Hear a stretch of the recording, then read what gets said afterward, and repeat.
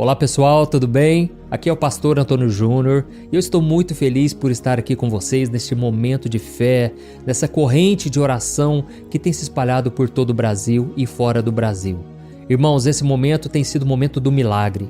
Eu costumo dizer que o maior milagre que pode acontecer não é aquele que acontece com a outra pessoa, por maior que seja. O maior milagre é quando acontece com você.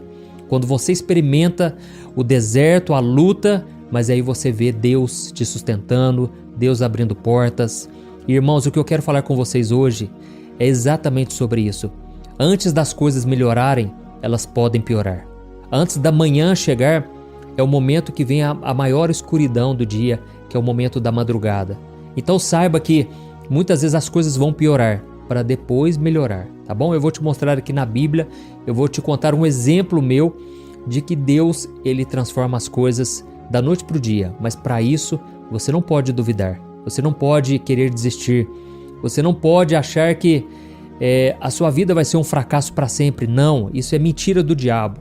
O diabo quer que você sente ali no deserto, coloque uma cadeirinha ali, coloque uma cama, fique ali para sempre. Mas irmãos, Jesus disse: eu vim para que vocês tenham uma vida e uma vida em abundância. Isso não quer dizer que não vai ter lutas, não quer dizer que o diabo não vai se levantar, não. Mas quer dizer que o seu destino final é um destino abençoado. O próprio Senhor Deus disse o seguinte: sou eu que conheço os planos que tenho para vocês, pensamentos de paz e não de mal, para vos dar o fim que desejais. Irmãos, quando eu li essa palavra a primeira vez, Jeremias 29, versículo 11, Deus perguntou para mim: meu filho, qual é o fim que você deseja? E eu falei: Deus, eu queria tanto um dia poder ter uma família. Eu queria tanto ter um dia um ministério para eu poder abençoar pessoas. Eu queria saber o meu chamado. Senhor, eu quero tantas coisas. Eu também quero poder ter condições de ter uma vida melhor do que daquela que eu estou tendo hoje. Irmãos, eu fui apresentando diante de Deus aquilo que eu tinha de planos para a minha vida. E Deus falou para mim: meu filho, os meus pensamentos são de bênção, são de paz, para vos dar o fim que desejais. Eu vou dar o fim que você deseja.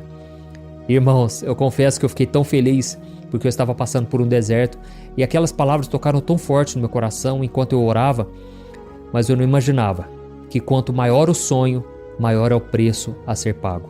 Quanto mais você sonha, mais você vai pagar um preço. E o diabo sabe também que Deus tem sonhos, planos abençoados para você, e o diabo vai tentar de todas as maneiras te tirar da presença do Senhor. Mas hoje eu vou te mostrar aqui a maneira como Deus trabalha, a maneira como Deus age na nossa vida.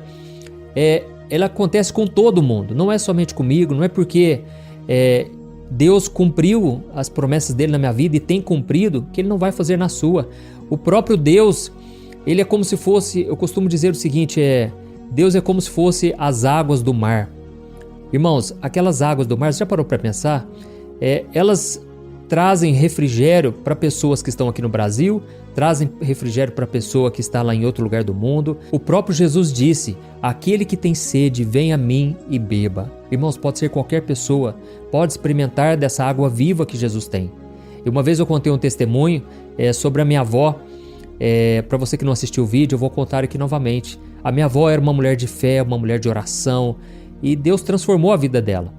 E aí muitas pessoas vinham procurar a ajuda dela, pedir oração, sabe? É o crente 6 horas, né?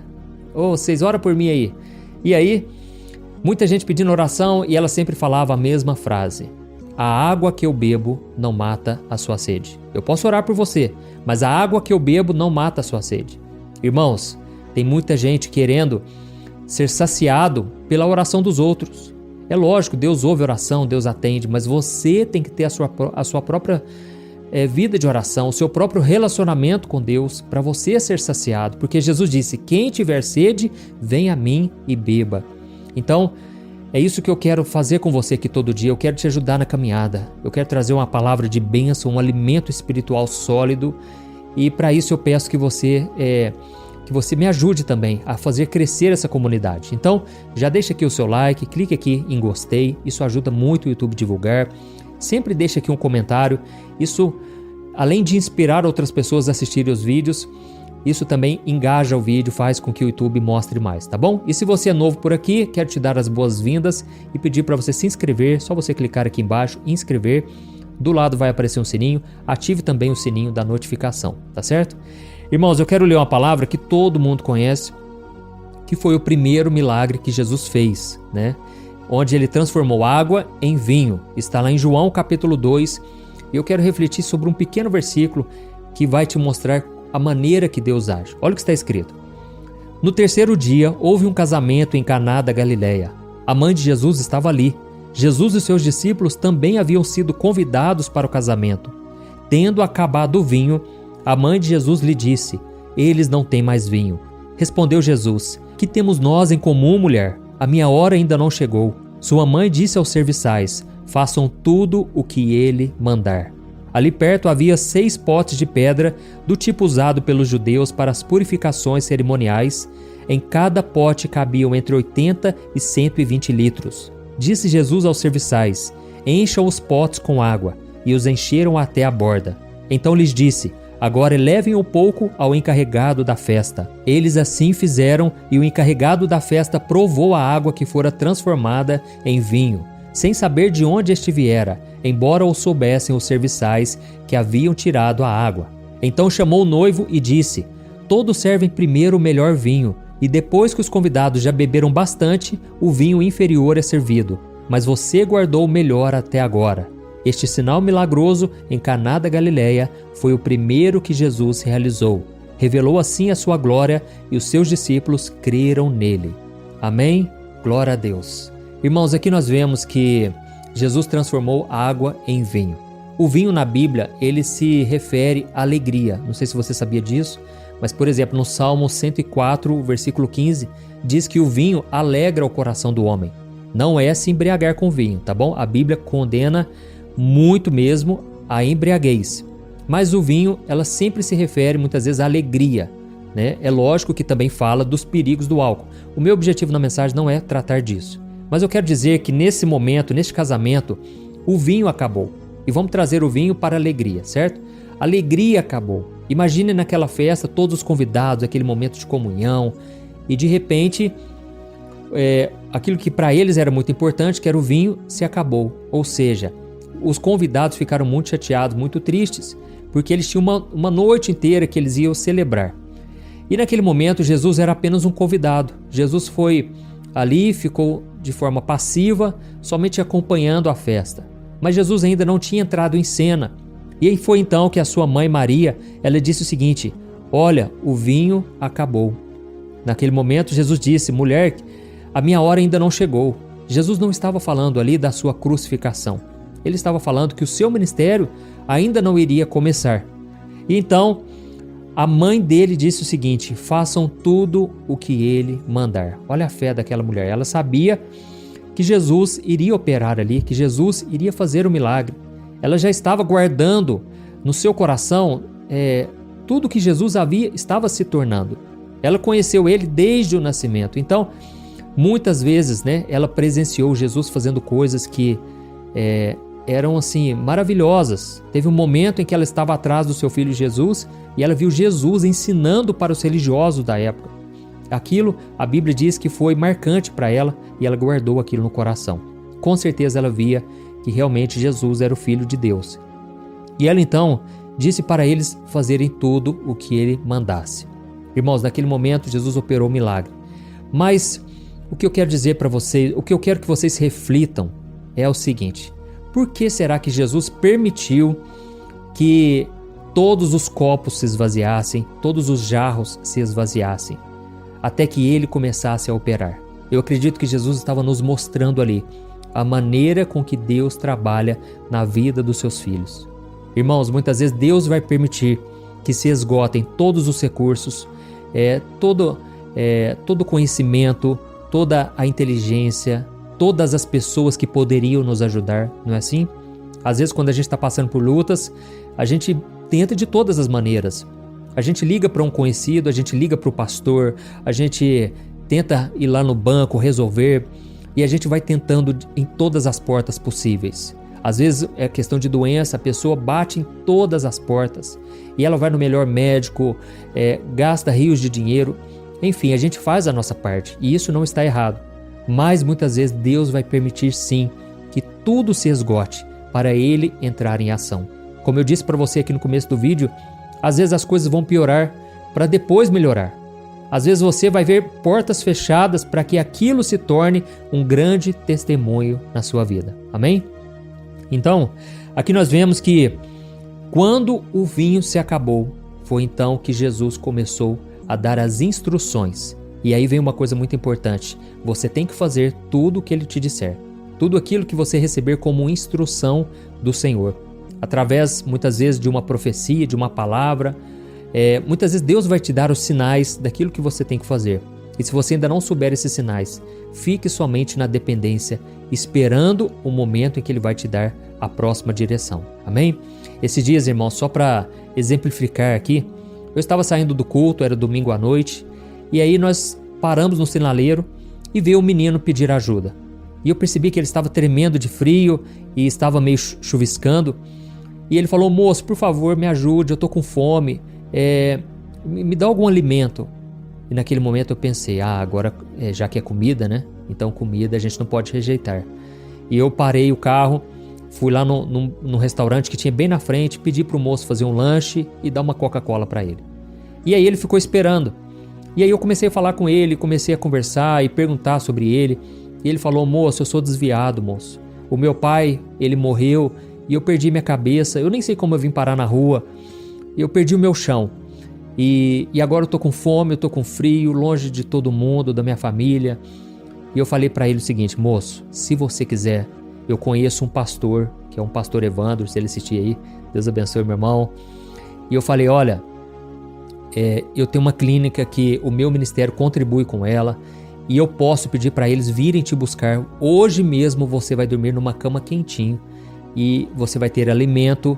E aí ele começou a chorar e começou a falar: moço, mas eu não tenho nem documento mais. Eu falei: não tem problema, nós vamos te ajudar também a recuperar os seus documentos. Meu irmão, Deus ouviu sua oração, amém? Você crê dessa forma? E ele falou: eu creio, pastor. Eu falei para ele que eu era pastor. Resumindo, eu falei: só que é o seguinte, você vai ter que esperar aqui uma meia hora, porque eles vão vir de outra cidade ou cidade próxima. Você fica aqui, enquanto isso você vai comendo esse lanche, vai tomando a sua coca. E ele falou: tá bom, pastor, eu te agradeço demais. E ficou assim comovido, irmãos. Eu só sei que passaram-se uns 45 minutos, o pastor Evandro, esse amigo meu, me mandou um vídeo. E nesse vídeo era o pessoal que tinha vindo buscar ele de carro, e eles filmaram. E eles falaram: olha aqui, pastor, aquele moço que você pediu pra gente buscar aqui, resgatar, ele não está aqui mais. Irmãos, eles procuraram nos quarteirões em volta, não encontraram aquele rapaz. Naquela hora me veio um sentimento assim de tristeza, sabe? Porque eu tinha certeza que era Deus que tinha colocado ele ali no meu caminho. Só que ao mesmo tempo eu pensei, tem pessoas, irmãos, que precisam descer um pouco mais. Tem pessoas que precisam se afundar um pouco mais, já está lá no fundo do poço, mas parece que precisa piorar para a pessoa cair em si, para a pessoa voltar para o Senhor. Irmãos, assim como Jesus esperou que todos os copos se esvaziassem, muitas vezes tem pessoas que precisam passar por isso. Não é maldição, não é nada disso, é porque Deus permite o sofrimento. A gente vê isso claramente no filho pródigo. Aquele menino estava afastado do pai, foi para bebedeira, prostituição, perdeu todo o dinheiro. E se não bastasse, ele estava no fundo do poço. Ele desejava comer a comida dos porcos. E nem isso ele tinha. Irmãos, mas foi necessário aquilo tudo para ele falar para si mesmo: eu não quero essa vida mais para mim. Eu quero buscar ao meu pai, eu quero voltar para ele. Irmãos, às vezes a gente precisa cair em si. Você que está aí sofrendo, será que não é momento de você refletir? Será que você está no caminho errado? Será que você está tentando fazer do seu jeito? Você já dobrou o seu joelho? Já fez aquela oração de entrega que Jesus fez lá no Getsêmani? Pai, se possível, passe de mim esse cálice. Contudo, que não seja feita a minha vontade, mas a tua. Irmãos, a vida cristã é assim, é vida de renúncia. É você abrir mão das suas vontades, dos seus sonhos, para viver aquilo que Deus tem para você. E depois você vai percebendo que Deus muitas vezes não te dá o que você quer. mas aquilo que você precisa. E depois você vai percebendo que aquilo que você precisa é o que te traz alegria, é o que alegra o seu coração. Então, irmãos, nós precisamos cair em si e reconhecer que precisamos do Senhor. Quantas vezes a gente passa por lutas e a gente sofre, e a gente carrega aquele fardo, e a gente não tem coragem de abrir mão para entregar nas mãos de Deus. Então, essa é a mensagem que eu queria trazer para vocês. E o mais importante, irmãos, é no momento da frustração que vem a revelação. Guarde isso que eu vou te dizer. É no momento da maior frustração que vem uma palavra de direção para a sua vida. Quando Jesus estava ali na beira do mar e os discípulos voltando, trazendo as suas redes vazias, porque eles pescaram a noite inteira e não pegaram nada. Mas Jesus falou para eles o seguinte: olha, lance a rede lá onde as águas são mais fundas. Irmãos, naquela hora, Pedro, não é que ele duvidou, é que Pedro ainda estava muito confiante nele mesmo. E ele virou para Jesus e disse: Senhor, nós pescamos a noite inteira e não pegamos nada. Mas, já que é o Senhor quem está dizendo, eu vou lançar as redes. Irmãos, ele decidiu fazer a instrução que Jesus deu. E por incrível que pareça, por mais absurdo que pareça ser a direção de Deus, por mais que aquilo confunda a nossa sabedoria humana, Pedro, que tinha tentado a noite inteira, não pegou, mas na hora que ele seguiu a direção, ele lançou as redes e foram tantos peixes que eles pegaram, que as duas redes começaram a querer se rasgar, teve que chamar outro barco. Essa é a provisão do Senhor, este é o milagre que Deus vai fazer na sua vida, amém? Você crê nisso? Agora nós vamos orar, mas eu peço que você comente aqui nos comentários, deixe aqui nos comentários: Deus falou comigo nesta mensagem, Deus está falando comigo. Isso vai encorajar outras pessoas, tá bom? Então, irmãos, saibam disso. Antes de melhorar, às vezes as coisas vão piorar, mas é aí que Deus está provando a sua fé. Deus, ele vai te capacitar, e aí você nunca vai ter coragem de dizer: foi eu que fiz acontecer. Pelo contrário, você vai dizer: foi a mão de Deus, eu tentei, todos os recursos se esgotaram, mas aí Deus entrou em ação, amém? Então guarde isso que eu vou te falar. A maneira de Deus trabalhar muitas vezes é essa: ele vai deixar você chegar no limite, como Moisés com o povo hebreu na frente do Mar Vermelho, e aquele mar fechado, e as pessoas desesperadas diziam: Moisés, foi por falta de túmulos lá no Egito que você nos trouxe aqui para morrer? Mas foi aí que Deus falou: marchem, e eu vou abrir esse mar, amém? Glória a Deus. Irmãos, feche os seus olhos e vamos orar, vamos agradecer por esta palavra e vamos pedir que Ele nos atenda e nos abençoe. Aleluia. Vamos orar. Senhor, meu Deus e meu Pai, eu quero te louvar, Deus, por esta palavra. É uma mensagem de ânimo, Pai, que eu gostaria que, se possível, Pai, milhões de pessoas pudessem ouvir esta palavra, Pai, porque eu creio que muitos estão no deserto, muitos estão no fundo do poço, muitos estão precisando de uma palavra de renovo e de ânimo. Oh, Deus, eu te peço, Senhor, fortaleça, Pai, esses corações, Pai, esta mulher e este homem que estão agora totalmente atribulados, Pai. Já tentaram tudo, Pai. As contas, Senhor, estão no limite, estão devendo no banco. Pai, são situações impossíveis de serem resolvidas aos olhos do homem.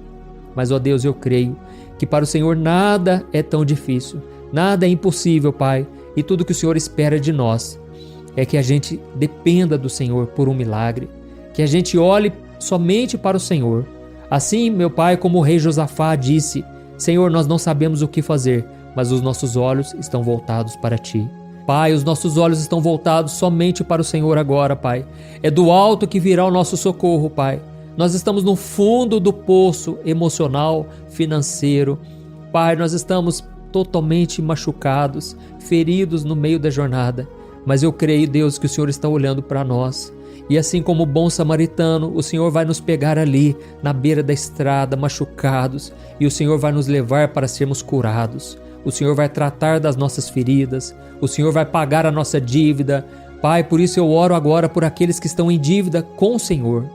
Deus, muitos foram os pecados, muitas foram as vezes em que essas pessoas disseram não para o Espírito Santo. Elas rejeitaram a voz que poderia salvá-los, livrá-los do mal, do pecado. Mas agora, Senhor, com o coração arrependido, eles estão clamando por socorro, clamando por perdão. E a Tua palavra promete que se confessarmos os nossos pecados e abandonarmos o pecado, a misericórdia nos alcançará. Ó Deus, assim como aquele pai do filho pródigo veio correndo e o abraçou, abraça, Senhor, este homem e esta mulher, que essa pessoa sinta o renovo espiritual, sinta a tua paz e que a alegria da salvação volte no coração deles. Ó Deus, eu oro também por esta pessoa que está enferma, problemas de saúde. Senhor Jesus, faz o impossível, Senhor. Nós não temos força, nós não temos condições, Pai. Quem nos dera, Senhor, pudéssemos ter os recursos, Pai, para pedir ajuda, para ir no melhor médico. Mas, Senhor, muitas pessoas aqui não têm condições. Senhor Jesus, entra com providência, faz o milagre, Senhor. E neste momento eu ministro a cura do Senhor sobre este corpo físico. Eu te peço, Jesus, se não for o Senhor, não há solução. Se não for o Senhor operando, o Senhor que é o médico dos médicos, Pai, não há mais saída. Mas, Senhor, nós entregamos nas Tuas mãos, Pai, a nossa vida, a vida dessa pessoa. Nós entregamos nas Tuas mãos os nossos planos e nós confiamos em Ti, crendo que o Senhor trará a provisão e fará o milagre acontecer. Em nome de Jesus que nós oramos e Te agradecemos. Amém. Glórias a Deus. Amém. Oh, meus amados irmãos, estou muito feliz por estar aqui. Eu quero agradecer a você que me ouviu. E eu quero pedir também que você continue comigo nessa corrente de fé, tá bom? Todo dia, 5 horas da manhã, 6 horas da noite e 10 horas da noite eu tenho um encontro marcado com você. E agora eu peço que você compartilhe. É só você clicar no botão compartilhar, seleciona o WhatsApp, envie para pelo menos 5, 10 pessoas. Deus vai colocar no seu coração. Eu não sei quem são essas pessoas, mas Deus sabe. E Ele conhece a necessidade de cada um. E você pode ser um instrumento de Deus na vida delas, tá bom? Que Deus te abençoe poderosamente e até o próximo vídeo. Um grande abraço. Olha, eu tenho percebido uma coisa que tem me deixado muito preocupado. A cada 5 casais que eu tenho conversado, pelo menos 3 vivem pensando em se divorciar por estarem totalmente desgastados na sua vida conjugal. E talvez você seja uma dessas pessoas, ou porque você já se divorciou ou está pensando nisso, pois já não aguenta mais tanto sofrimento no casamento e na sua vida. Então eu vou te contar uma coisa. Ao longo do meu ministério, eu tenho aconselhado muitos casais e eu pude ver milagres acontecendo. Eu vi casamentos que tinham tudo para dar errado e começaram a dar certo. Casamentos que quem olhava pensava, não tem mais jeito de resolver. Mas eu também presenciei situações tão complexas que não bastava dizer que divórcio é pecado e ponto. Eu precisei ir além e tratar de cada caso de forma madura, compreensiva e à luz da palavra de Deus. E foi então que eu decidi registrar tudo isso que eu aprendi nesses anos em um único livro que já está transformando a vida de milhares de pessoas. O nome dele é O que a Igreja Não Te Conta sobre Divórcio e Novo Casamento.